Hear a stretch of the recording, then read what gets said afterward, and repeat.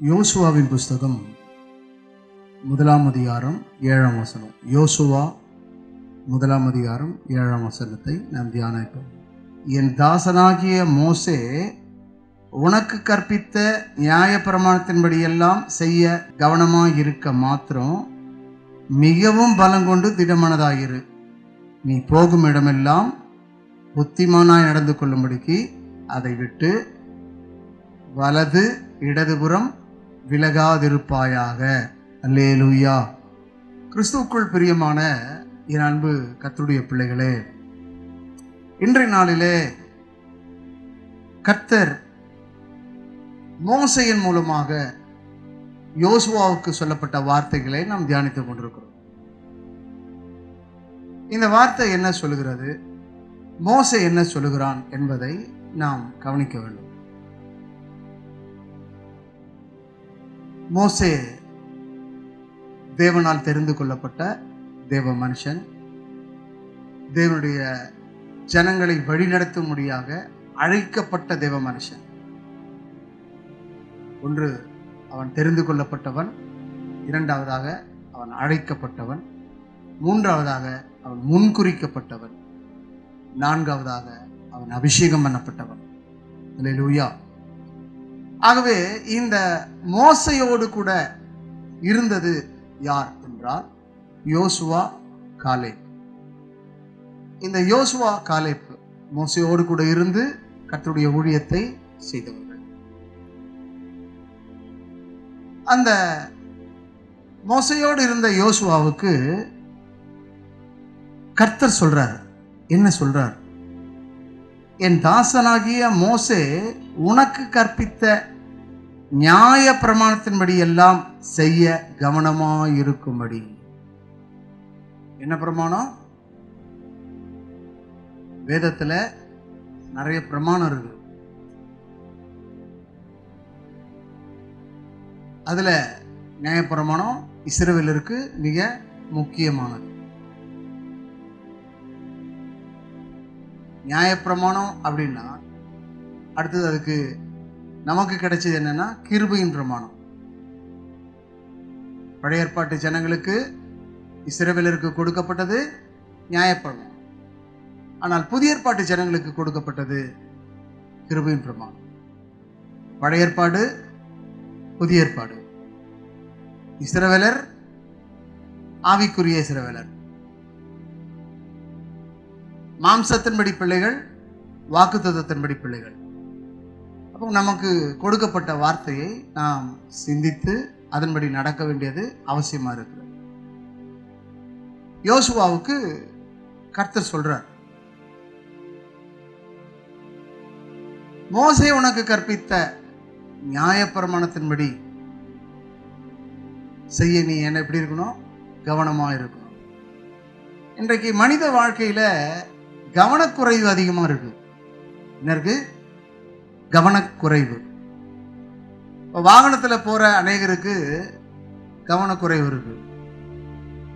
சிக்னலை கவனிக்கிறது இல்லை. போக்குவரத்து சட்டத்தின்படி ஒவ்வொரு சாலையிலும் சில கோடுகள் கொடுக்கப்பட்டிருக்கும். அந்த கோட்டை தாண்டி போய் வண்டி நிற்கும். கோட்டுக்கு முன்னாடி நிற்கணும் வண்டி. கவனக்குறைவால கொஞ்சம் முன்னாடி போயிடும். அங்கங்க கேமரா பொருத்தப்பட்டிருக்கிறது.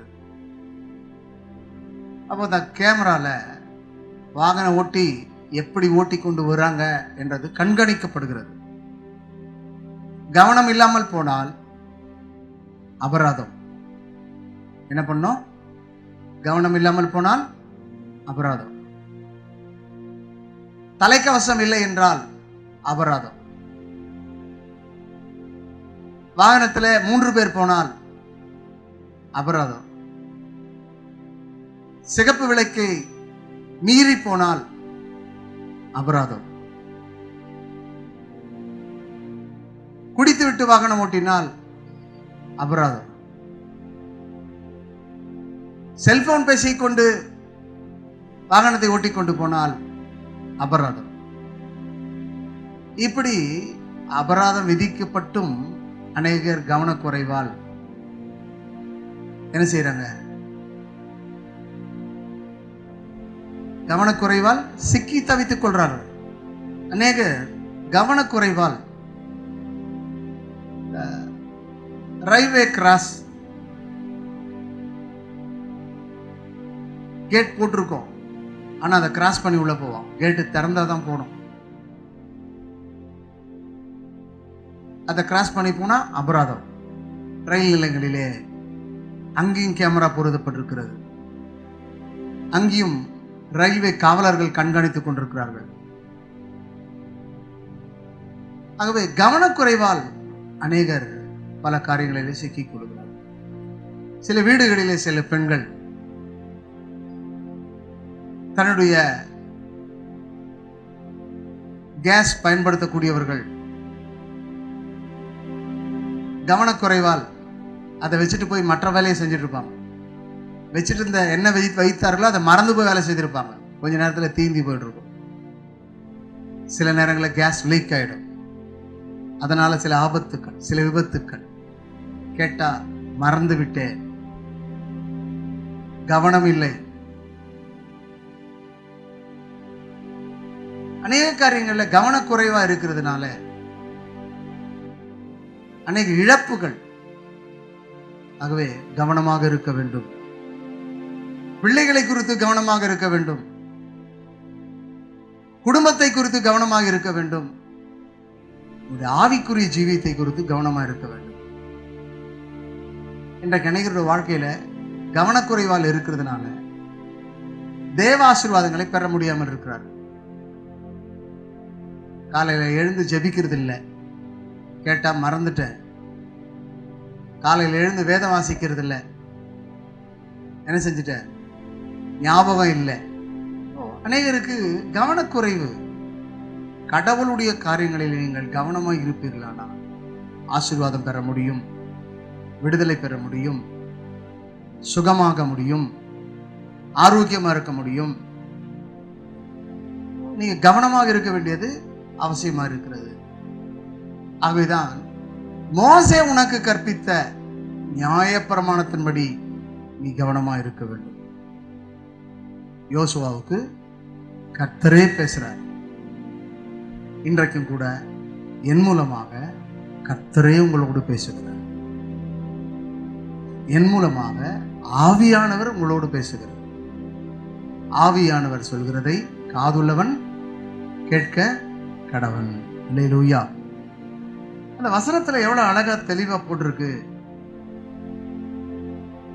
என் தாசனாகிய மோசே உனக்கு கற்பித்த நியாயப்பிரமாணத்தின்படி எல்லாம் செய்ய கவனமாய் இருக்க மாத்திரம் மிகவும் பலம் கொண்டு திடமனதாய் பலம் கொள்ளும்.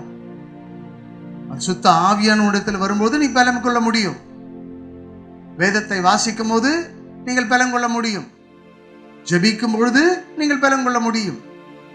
நீங்கள் ஜெபிக்காவிட்டால், வேதம் வாசிக்காவிட்டால், தேவ சமூகத்தை தேடாவிட்டால், பரிசுத்த ஆவியை விட்டுவிட்டால் உங்களுக்கு பலன் இருக்கிறது, பலவீனங்கள் இருக்கும். அப்போ பலத்தினால் மேற்கொள்ள முடியும், பலவீனத்தினால் ஒன்றையும் செய்ய முடியாது. அல்லேலூயா.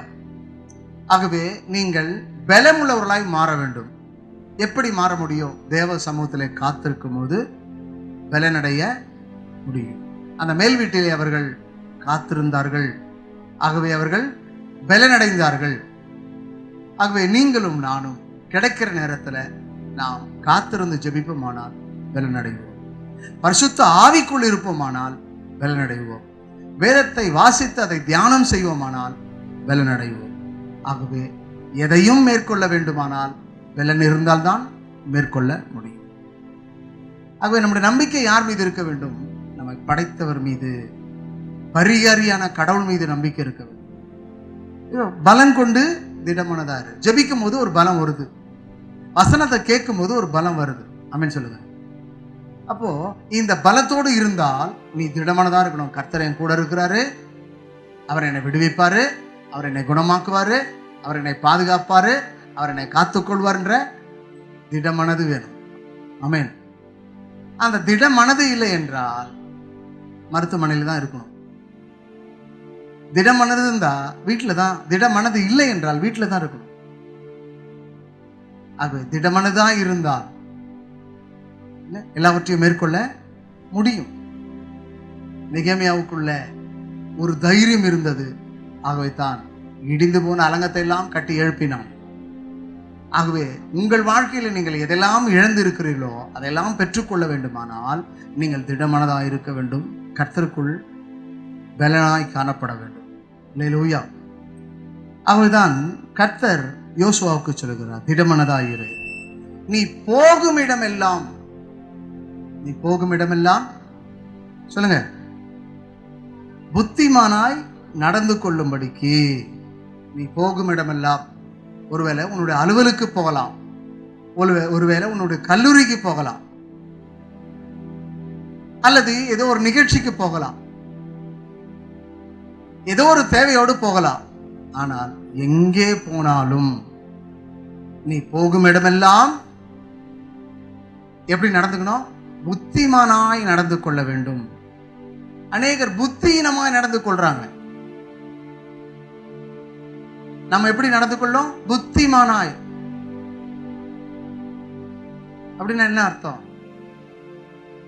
புத்திமானாய், பிரில்லியண்டா இல்ல. அநேக நேரங்கள்ல அநேகருடைய வாழ்க்கையில அநேகர் புத்திமானாய் இல்லாதபடினால அநேக காரியங்களை இழந்து.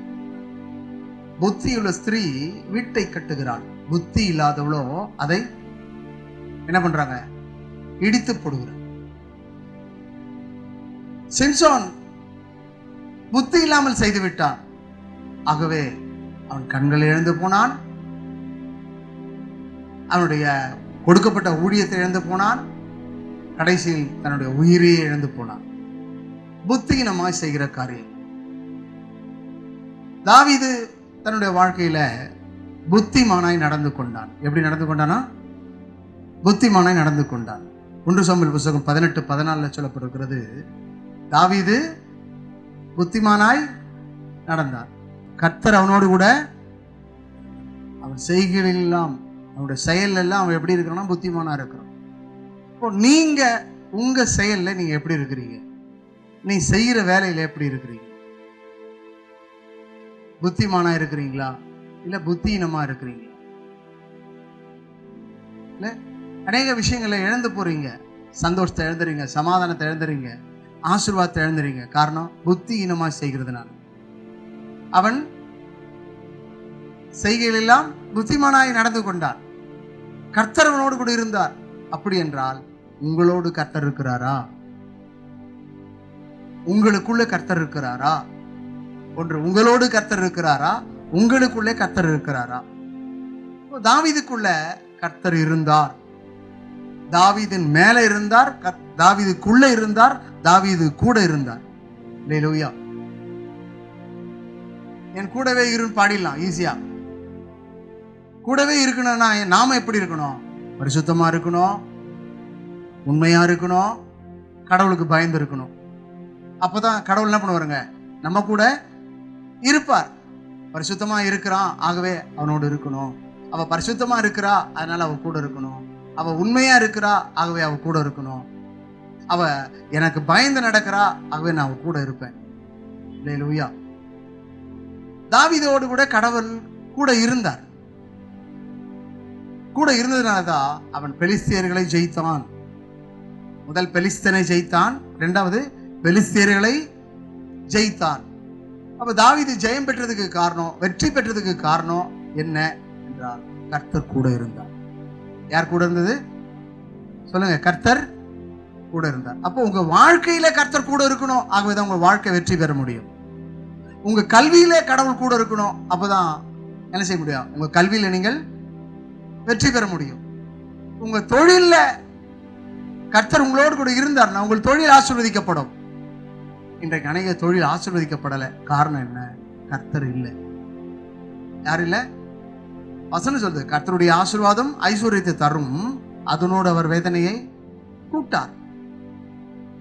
கர்த்தர் இல்லை என்றால் வேதனை இருக்கும். கர்த்தர் இருந்தால் வேதனை இருக்காது. அல்லேலூயா. புரியுதா உங்களுக்கு? ஆகவே வேதம் என்ன சொல்கிறது என்பதை நீங்கள் கவனமா இருக்கணும். தாவீது கவனமா இருந்தான். தாவீது எப்படி இருந்தான்? கவனமா இருந்தான். தன் செய்கைகளில் எல்லாம் அவன் கவனமா இருந்தான். ஆகவே அவனுக்கு வெற்றி கிடைத்தது. இன்றைக்கு ஏன் உனக்கு வெற்றி இல்லை? ஏன் இன்றைக்கு உனக்கு சந்தோஷம் இல்லை? ஏன் உனக்கு ஆரோக்கியம் இல்லை? ஏன் உனக்கு சந்தோஷம் இல்லை? ஏன் உனக்கு சமாதானம் இல்லை? ஏன் உன் காரியங்கள் எல்லாம் கைகூடி வரல என்றால் நீங்கள் இடதுபுறமோ வலதுபுறமோ சாயிறீங்க. இடதுபுறமோ வலதுபுறமோ சொல்லுங்களேன். இந்த பக்கம் அம்மா இருக்கிறாங்க, இந்த பக்கம் அப்பா இருக்கிறாங்க, இந்த பக்கம் பிள்ளை இருக்கிறான், இந்த பக்கம் பொண்ணு இருக்குது. ஹலோ, இந்த பக்கம் அண்ணன் இருக்கிறான், இந்த பக்கம் அக்கா இருக்கிறா. யார் இருந்தாலும் ஒன்றும் செய்ய முடியாது. எனக்கு எல்லா திறமையும் இருக்கு, என்கிட்ட பணம் இருக்கு, அது ஒண்ணுமே செய்ய முடியாது. இல்ல, உலக பிரகாரமான மனிதன்லாம் எப்படியா இருக்கிறாங்க? நானும் அப்படி இருப்பேன். போய் பாரு என்ன நடக்குதுன்னு. வலதுபுறமோ இடதுபுறமோ சொல்லுங்க, சாயக்கூடாது. என்ன செய்யக்கூடாது? சாயக்கூடாது. பக்கத்து வீட்டுக்காரன் எப்படி இருக்கிறான், இல்ல அக்கம் பக்கம் இருக்கிறவங்க எப்படி இருக்காங்கன்ற நீ பார்க்க வேண்டிய அவசியம் இல்லை. அவங்களாம் நல்லா இருக்காங்களே, நான் மட்டும் இப்படி இருக்கனே. உன்னை உண்டாக்கிய தேவனை மாத்திரம் நீர் பார்க்க வேண்டும். வலதுபுறம் இடதுபுறம் பார்க்கக்கூடாது. எல்லா வீட்லயும் நல்ல காரியம் நடக்குது, என் வீட்டுல நல்ல காரியம் நடக்கவே இல்லை. கர்த்தர் தாமதிக்கிறாரானால் ஒரு நோக்கம் இருக்கும். ஆமென். உன் குடும்பம் ரட்சிக்கப்படல அப்படின்னா ஒரு நோக்கம் வைத்திருப்பார். கர்த்தர் ரட்சிப்பார். அவருடைய கரம் குறுகி போவதில்லை, அவருடைய செவிகள் மந்தமாகவும் இல்லை, அவருடைய கண் உன்னை காணாமல் இல்லை. அவர் உன்னை காண்கிற தேவன், அவர் உன் சத்தத்தை செவி கொடுக்கிற தேவன், அவர் தம்முடைய கரத்தை நீட்டி உன்னை தூக்கி எடுக்கிற தேவனா இருக்கிறார். ஆகவே நீங்கள் வலதுபுறம் இடதுபுறம் சாயாம இருக்கணும். கர்த்தரே எனக்கு துணை, கர்த்தரே எனக்கு மெய்ப்பர், கர்த்தரே என் ஆண்டவர், கர்த்தர் எனக்கா என்னுடைய பரிகாரி, கர்த்தர் என்னை பார்த்து கொள்வார், அவர் என் தகப்பனா இருக்கிறார். இந்த நம்பிக்கை விசுவாசம் இருக்கணும். ஆகவேதான் எலியா சொல்றார், எந்த மட்டும் நீங்கள் 2 நினைவுகளால் குந்தி குந்தி நடப்பீர்கள். 2 நினைவுகள் இருக்கக்கூடாது. இருமனம் உள்ளவன் தன் வழிகளில் நிலையற்றவனா இருக்கிறான். ஆகவே வலதுபுறம் இடதுபுறம் என்ன பண்ணக்கூடாதுங்க? சாயக்கூடாது. எங்க மேனேஜர் பார்த்துக் கொள்வார், எங்க முதலாளி பார்த்துக் கொள்வார். முதலாளியும் பார்க்க முடியாது, மேனேஜரும் பார்க்க முடியாது, இயேசு மட்டும்தான் பார்த்துக் கொள்வார். அல்லேலூயா. ஆகவே இந்த வேதம் சொல்கிறது வலதுபுறமும் இடதுபுறமும் சாயாமல். என்ன சொல்றாருங்க? வலதுபுறமும் இடதுபுறமும் சாயாமல். அப்போ நம்ம அநேக நேரங்கள்ல யாராவது ஒருத்தர் சொல்றாங்கன்னா அவங்க பேச்சை கேட்டு நடக்கிறது. அவங்க பேச்சை கேட்டா நீ ஒண்ணுமே இல்லாத ஆயிடுவ. கடவுளுடைய வார்த்தை கேட்டு நடந்தால் நீ ஆசீர்வதிக்கப்படுவாய். உன்னுடைய உறவுகளோ உன்னுடைய நண்பர்களோ உங்கள் அக்கம் பக்கம் இருக்கிறவங்களுடைய பேச்செல்லாம் கேட்டு நீங்கள் நடப்பீர்களானால் ஆண்டவருடைய ஆசீர்வாதத்தை பெற முடியாது, ஆண்டவருடைய சமாதானத்தை பெற முடியாது, வாழ்க்கை வெற்றியாக இருக்க முடியாது. ஏனென்றால் நீங்கள் மனுஷனுடைய வார்த்தை கேட்கிறீர்கள். ஆக மனுஷனுடைய வார்த்தை எல்லாம் தோல்வி அடைய செய்யும். இறைவனுடைய வார்த்தை மாத்திரம்தான் உன்னை வெற்றி அடைய செய்யும். உன் பிரச்சனையை மாற்றி அமைப்பது இறைவனுடைய வார்த்தை மாத்திரம்தான், மனுஷனுடைய வார்த்தை அல்ல. இல்ல எல்லாம் உறவுகளை சொல்லி அவங்க சொல்றதெல்லாம் நீங்க செய்யணும்னு அவசியம் இல்லை. இயேசு என்ன சொல்றாரோ அதன்படி செய்யணும். அன்னை மரியாள் என்ன செஞ்சாங்க? நான் சொல்றேன் நீங்க செய்யுங்கன்னு சொன்னாங்களா? இல்ல, அவர் உங்களுக்கு என்ன சொல்லுகிறாரோ அதன்படி செய்யுங்கள். அப்போ காணா ஒரு திருமணம் எப்படி ஆசீர்வதிக்கப்பட்டது? அவர் சொல்கிறதை அவர்கள் கேட்டார்கள். ஆகவே முந்தின ரசத்தை பார்க்கலாம், பிந்தின ரசம் எப்படி இருந்தது? மிகவும் ருசியா இருந்தது. ஆகவே உங்களோட வாழ்க்கை ஆசீர்வாதமா இருக்கணும்னா யாரோ ஒரு சொல்றதை நீங்க கேட்கக்கூடாது. இயேசு என்ன சொல்லுகிறாரோ அதன்படி நடக்கும். உங்க வீட்டில் நற்காரியங்கள் நடக்கும், உங்க பிள்ளைகள் ஆசீர்வதிக்கப்படுவாங்க, உங்க குடும்பங்கள் ஆசீர்வதிக்கப்படும். அப்போ இந்த வசனம் என்ன சொல்கிறது? தாவீது புத்திமானாய் நடந்தான். ஆகவே புத்திமானாய் நடந்தபடினால்தான் அவனுடைய வாழ்க்கை வெற்றியா இருந்தது, அவனுடைய ராஜ்யபாரம் வெற்றியா இருந்தது. அவன் போகும் இடெல்லாம் அவன் வெற்றியை கண்டான், வெற்றியை பெற்றான், கனம் பெற்றான். சவுல் கொன்றது எத்தனை? 1000. தாவீது கொன்றது 10,000. சொல்லுங்க பார்க்கலாம். ஆங்கிலத்தில் சொல்லப்படும் 10,000 அப்படின்னு, தமிழ்ல 16,000 அப்படின்னு போட்டிருக்கு. அப்போ தாவீது கொன்றது 10,000. சொல்லுங்க பார்க்கலாம். சவுல் கொன்றது 1000. அப்போ யார் கனம் பெற்றது? தாவீது. ஏன்? புத்திமானாய் நடந்ததுனால கனம் பெற்றான். அவன் சொல்றான், நீ நிந்திக்கிற இஸ்ரவேலின் தேவனாகிய கர்த்தருடைய நாமத்திலே உன்னிடத்தில் வருகிறேன், கர்த்தர் இன்றைக்கு உன்னை என் கரத்திலே கொடுப்பார். நீங்கள் யாருடைய நாமத்திலே போனோம்? ஒரு அலுவலா நீங்க போறீங்கன்னா, கல்விக்காக போறீங்கன்னா கர்த்தருடைய நாமத்திலே போங்க. உங்களுடைய அலுவலை செய்ய போறீங்கன்னா கர்த்தருடைய நாமத்திலே போங்க. உங்க வீட்டு காரியங்களை செய்கிறீங்களா கர்த்தருடைய நாமத்திலே செய்யுங்க. நீங்க எந்த ஒரு காரியத்தை செய்தாலும் அதை கர்த்தருடைய நாமத்தில் செஞ்சு பாருங்க, வெற்றியாய் மாறும். ஆக உங்க சுயபலத்துல, சுயஞானத்துல, சுய அறிவில் நீங்கள் செய்வீர்களானால் தோல்விதான் அடைவீர்கள், வெற்றி அடைய மாட்டீர்கள். ஆக நீங்கள் வெற்றி பெற வேண்டும் என்றால் கர்த்தருடைய நாமத்தினாலே, இஸ்ரவேலின் தேவனாகிய கர்த்தருடைய நாமத்தினாலே நீங்கள் செல்வீர்களானால், அவர் உங்களுக்கு முன்னே செல்வாரானால் உங்கள் வாழ்க்கை வெற்றியாக மாறும். தாவீதினுடைய வாழ்க்கை வெற்றியாய் மாறினது. யோசுவாவுடைய ஊழியம் வெற்றியாய் மாறினது. யோசுவா எடுக்கிற எல்லா விதமான யுத்தங்களும் வெற்றியாய் காணப்பட்டது. யோசுவா மூலமாக எரிகோ கோட்டை இடிந்து விழுந்தது. மோசையின் மூலமாக கர்த்தர் செங்கடலை 2ஆக விழுந்தார். அப்போ அவங்களாம் யாரை முன்வைத்தாங்க? கர்த்தரை முன்வைத்தாங்க. அப்போ நீங்க யாரை முன்வைக்கிறோம்? கர்த்தரை முன்வைக்கிறோம். ஆக உங்க வாழ்க்கையில வலதுபுறம் இடதுபுறம் என்ன பண்ணக்கூடாது? சாய கூடாது. யார் என்ன சொன்னாலும் ஆவியானவர் என்ன சொல்லுகிறாரோ அதன்படி செய்யுங்க. அதான் உங்களுக்கு ஆசீர்வாதம். அல்லேலூயா, அல்லேலூயா. இந்த தாவீதை பற்றி அநேக இடங்களில் அநேக காரியங்கள் சொல்லப்பட்டிருக்கிறது. நமக்கு நேரம் இல்லை. ஆனால் அன்பானவர்களே, வேதம் சொல்லுகிறபடி, என் தாசனாகிய மோசே உனக்கு கற்பித்த நியாயப்பிரமாணத்தின்படியெல்லாம் செய்ய கவனமாயிருக்க மாத்திரம் மிகவும் பலம் கொண்டு திடமனதாயிரு. நீ போகும் இடமெல்லாம் புத்திமான நடந்து கொள்ளும்படிக்கு அதை விட்டு, நியாயப்பிரமாணத்தை விட்டு, தேவனுடைய வார்த்தையை விட்டு, தேவனுடைய வசனத்தை விட்டு, பரிசுத்த ஆவியானவரை விட்டு வலதுபுறம் இடதுபுறம் சாயாதிருப்பாயா. இப்போ எங்க போனாலும் யாரை கூட்டி போனோம்? பரிசுத்த ஆவியானவரே சொல்லுங்க, என் கூட வாரும் சொல்லுங்க, உங்க காரியங்கள்லாம் கைகூடி வரும். பரிசுத்த ஆவியானவரே என் கூட வாருன்னு சொல்லுங்க, உங்க வாழ்க்கை வெற்றியா மாறும், உங்க தொழில் வெற்றியா மாறும், உங்க கல்வி வெற்றியாய் மாறும். நீங்க வலதுபுறம் இடதுபுறம் சொல்லுங்க சாயக்கூடாது. எவ்வளோ பெரிய பணக்காரன் வந்து உனக்கு ₹1,00,00,000 தரேன் என்று சொன்னால் சாஞ்சிடக்கூடாது. சில உறவினர்கள் வந்து உனக்கு எல்லா காரியத்தையும் நானே செஞ்சிடறேன் அப்படின்னா சாஞ்சிடக்கூடாது. எந்த உறவு சொல்றதையும் கேட்டு அவங்க பக்கம் நீங்க சாஞ்சிடக்கூடாது.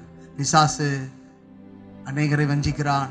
உறவுகள் மூலமாக, நண்பர்கள் மூலமாக, விளங்குதா, உற்றார் மூலமாக உங்களை வஞ்சிக்கிறான். ஆகவே வலதுபுறமும் இடதுபுறமும் சாயாம, கர்த்தாவே உம்மை நம்பி இருக்கிறேன், இயேசுவே உம்மை நம்பி இருக்கிறேன், பரிசுத்த ஆவியானவரே உம்மை நம்பி இருக்கிறேன், என்னோடு வாரும், எனக்கு முன்னே செல்லும், கோணலானவைகளை செவையாக்கும், தடைகளை நீக்கி போடும், என் வாழ்க்கையில் இருக்கிற பிரச்சனைக்கு ஒரு முடிவு தாரும் என்று நீங்க தான் கேட்கணும்.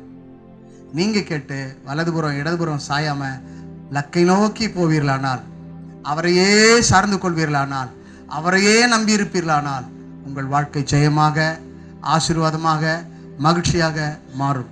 கண்களை மூடி ஜெபம் பண்ணுவோமா? ஆண்டவரை நோக்கி பார்ப்போம். எல்லாம் கண்களை மூடி. வானத்துக்கும் பூமிக்கும் தேவனாகிய கர்த்தாவே, இந்த நல்ல மாலை நேரத்தில் ஆண்டவர் இந்த வார்த்தையை கேட்டுக்கொண்டிருக்கிற ஒவ்வொரு பிள்ளைகளுக்காக ஸ்தோத்திரம். இன்றைய நாளிலே யோசுவா 1:7 ஆண்டவரே, நான் மோசையோடு இருந்தது போல யோசுவாவே உன்னோடு கூட இருப்பேன் என்று சொல்லி யோசுவாவுக்கு அநேக ஆலோசனை தந்தீர். யோசுவா உம்முடைய ஆலோசனைப்படி கேட்டு வலதுபுறம் இடதுபுறம் சாயாமல் இருந்தபடினாலே ஆண்டவரே யோசுவாவுடைய ஊழியம் வெற்றியாய் இருந்தது. தாவீதினுடைய வாழ்க்கை வெற்றியாய் இருந்தது. நெகேமியாவுடைய பணிகள் வெற்றியாய் இருந்தது. அதுபோல இந்த ஜபத்தில் இருக்கிற உம்முடைய பிள்ளைகளுடைய வாழ்க்கை வெற்றியாக இருக்கட்டும். இந்த ஆண்டவர் நிகழ்ச்சியில கலந்து கொண்டிருக்கிற, இந்த நிகழ்ச்சியை காண்கிற ஒவ்வொருடைய வாழ்க்கை வெற்றியாக மாறட்டும், ஜெயமாக மாறட்டும், ஆசீர்வாதமாக மாறட்டும், சந்தோஷமாக மாறட்டும், சாட்சியாக மாறட்டும். அருள்நாதர் ஒவ்வொருவரையும் தொட்டு ஆசீர்வதிப்பீராக. ஆசீர்வதியும், உடனிரும், பெரிய காரியச் செய்யும். இயேசு ரட்சக நாமத்தில் பிதாவே, ஆமென்.